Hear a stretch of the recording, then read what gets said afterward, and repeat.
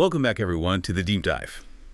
Today, we're strapping in, putting on the tactical goggles, and really getting into the weeds of some recent combat operations.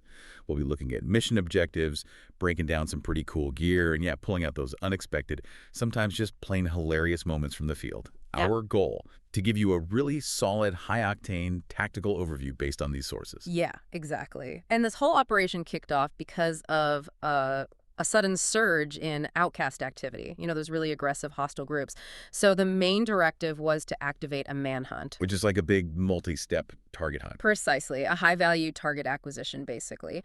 And the first steps were pretty focused. Complete 2 specific activities, and then take down 25 outcast hostiles. Simple goals on paper, but I love the attitude behind it and the source material. Yeah. That instruction, fire at will and by any means. Oh, yeah. That just screams maximum mayhem from the get-go. It really does. It suggests, total freedom of action, carte blanche, almost. But interestingly, the first bit of confusion wasn't the fighting itself. It was the admin. The paperwork. Always the paperwork. I saw that discussion about whether finishing a control point counted as 1 activity or 2. Yeah. It's kind of funny, isn't it? Middle of a firefight, and they're debating the game mechanics, asking, was it always like that? It's so human, though, that constant internal checklist running, even under pressure. And speaking of human quirks, there was that great moment where one agent just admitted their looting habits. The handsy agent. Yeah, I saw that.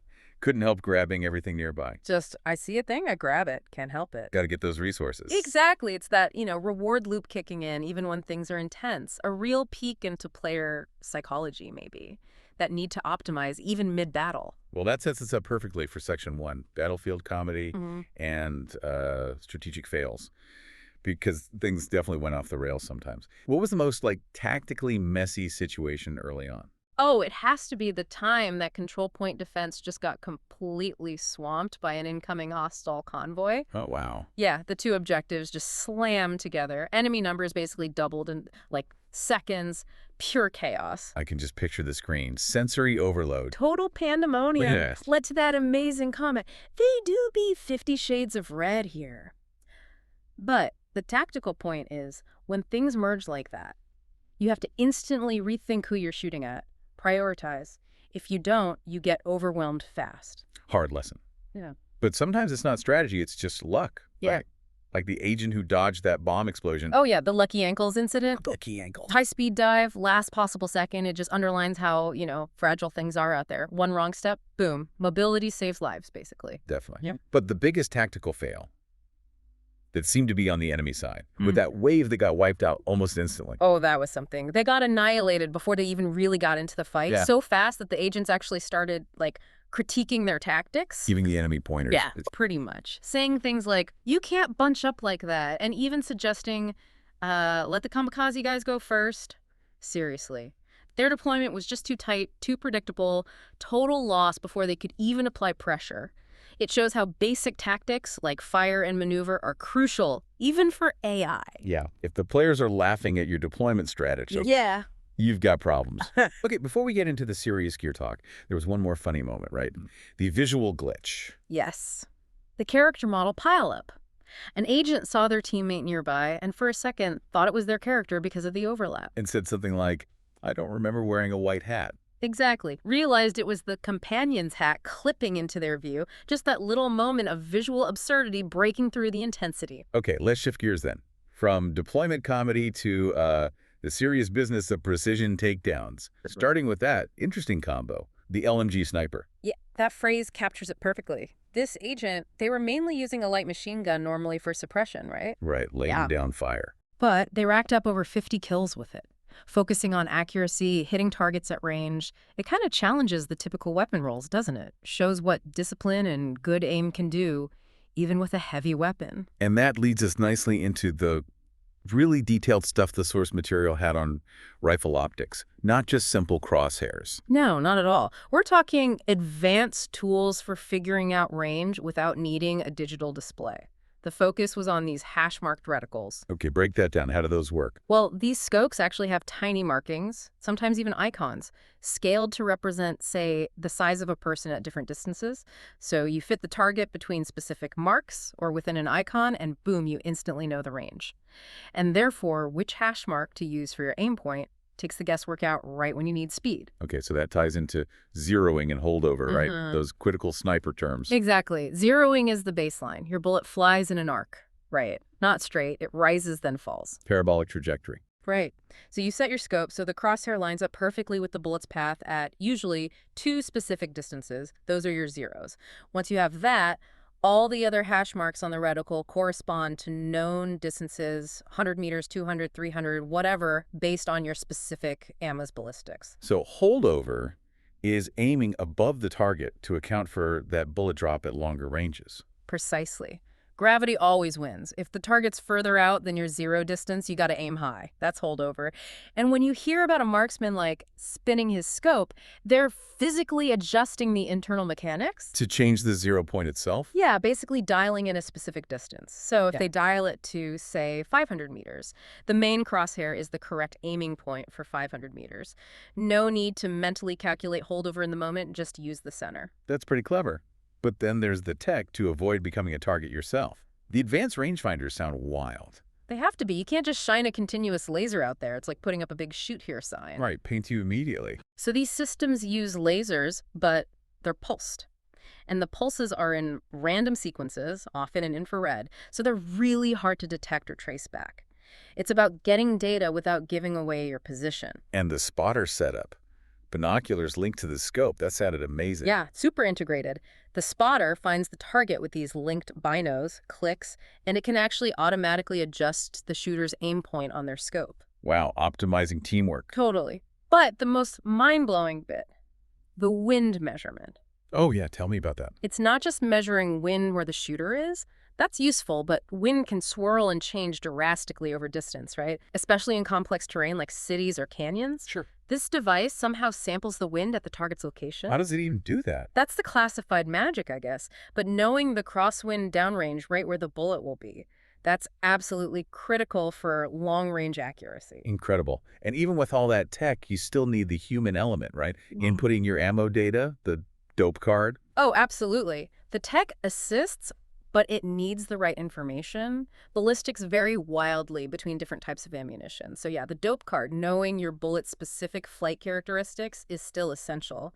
It's that blend of high tech and fundamental skill. Amazing stuff. Okay, speaking of the human element, when you're dealing with that level of precision and, constant mortal danger, you need some release, right? Which brings us to the bad jokes. Yes. The invention of the fictional ESPN2 show, Extreme Dad Jokes. Popcorny. Popcorny. It's that perfect kind of dark, slightly absurd humor you find in high-stress jobs, isn't it? Popcorny just perfectly nails that quick, kind of lame, snappy dad joke structure. It's like a pressure valve. Keeps you sane when every decision could be life or death. Totally. Gotta laugh. Right. Okay, back to the action. They took down a named heavy target. Big, beefy guy. What was the strategy there? Simple concept, brutal execution. Focus fire to strip the armor. That was the key. Get him naked, as they put. Yeah. Exactly. They just poured fire onto him specifically to break off all that heavy plating. Because once that armor's gone, those heavies are surprisingly vulnerable underneath. It's all about getting past the shell. And that whole armor discussion brought up the reality check about cover, didn't it? Video games versus reality. Yeah, a really important point. That quote, your sheetrock will not stop handgun fire. Chilling. It is. In games, you duck behind drywall and feel safe. But in reality, most common building materials offer concealment, maybe, but not real cover against bullets. Even handgun rounds. They mentioned that scene from 24, remember? Shotgun blast right through a wall. That's the reality. Relying on bad cover is a fatal mistake. Good reminder. Okay, let's wrap this section with the final stats dump. The numbers were big, but I think my favorite part was the nickname for the new gear. Exotic Mittens. It's just brilliant. Takes his super high-tier, powerful gear exotics and makes it sound cozy and ridiculous. Perfect battlefield humor. It really is. And the stats themselves. Someone hit 1 billion damage. 1 billion? Yeah. It sounds nuts, right? But it represents just how optimized some builds can become, especially with team synergy. So what does that number actually mean in terms of Difficulty. It means that agent setup wasn't just working, it was absolutely dominating. Capable of melting high health, heavily armored enemies incredibly fast. Ruthless efficiency, basically. And then there was the headshot stat that got called out. Right, 54 over a very respectable 69. Why respectable? Well, do the math. 54 out of 69 total kills ending in a headshot. That's over 78% accuracy to the head. Wow. Yeah. Especially considering the chaos we talked about, multiple objectives, moving targets, landing headshots that consistently shows exceptional skill, real marksmanship like we discussed with the LMG sniper, top-tier control. Okay, speaking of high risk, we got to talk about the Zealot modifier. Zealot. Yeah. Where tactics meet, calculated insanity, it's a huge potential reward, right? You build up stacks up to 15 and get massive damage bonuses, like 45% weapon damage plus damage reduction per stack. Huge boost. But the catch is, The stacks decay fast. You have to keep killing enemies constantly to maintain them. It forces you into this super aggressive, high-risk playstyle, always pushing forward, always engaging. kill or lose the buff. And if you do hit 0 stacks. Boom. Literally. Yeah. You trigger this damaging EMP explosion centered on yourself. It drops your health instantly to just 1 single point. 1 HP. Yeah. You might get a heal back, depending on how many enemies the EMP hits, but for that moment, you are incredibly vulnerable. Terrifying, really. And of course, someone had to try it on purpose. Well, yeah. For science, one agent apparently just announced, okay, I'm going to have an EMP explosion here, let the stacks drop. Yeah. And it worked exactly as advertised. Instant EMP, health plummets to 1, followed immediately by the system call-out, immediate medical assistance needed. Just that willingness to test the limits, risk it all for knowledge, or maybe just curiosity. That feels very much like the agent mindset sometimes. Definitely. Okay, as we wind down, we can't forget the running gag, the name for the enemy transport. The corpse bus. Kept popping up, didn't it? It did. Funny, morbid term for enemy reinforcements arriving. But, it does make you think about logistics. These buses just keep rolling in, suggesting the enemy has maybe almost endless resources to throw at the agents, constant pressure. So wrapping this all up, we went through a manhunt, looked at real-world ballistics versus game cover, got deep into long-range optics, saw the risks and rewards of Zealot, and learned not to stand near someone testing EMP suicide mechanics. What's the big picture here? I think it highlights that intersection of incredibly advanced tech and tactics, but also pure human absurdity and luck. And it shows how crucial knowledge is, whether it's win calculation, modifier risks, or just knowing when your cover is actually useless. That knowledge, plus the ability to find humor in the absolute chaos, seems key. That humor as a coping mechanism, which brings us back to that idea about cover and poor life choices. Remember the joke, if you're in a firefight and the best cover you can find is a cactus. You've probably made a series of questionable decisions leading up to that moment. Exactly. You're likely nowhere near where a cactus naturally grows, for one thing. So here's something for you, the listener, to chew on. What situation, what cascade of tactical failures and sheer desperation could possibly lead a highly trained agent to think hiding behind a prickly pear is a viable option? Yeah, trace that chain of failure back in your mind. What went wrong? Something to think about until our next deep dive.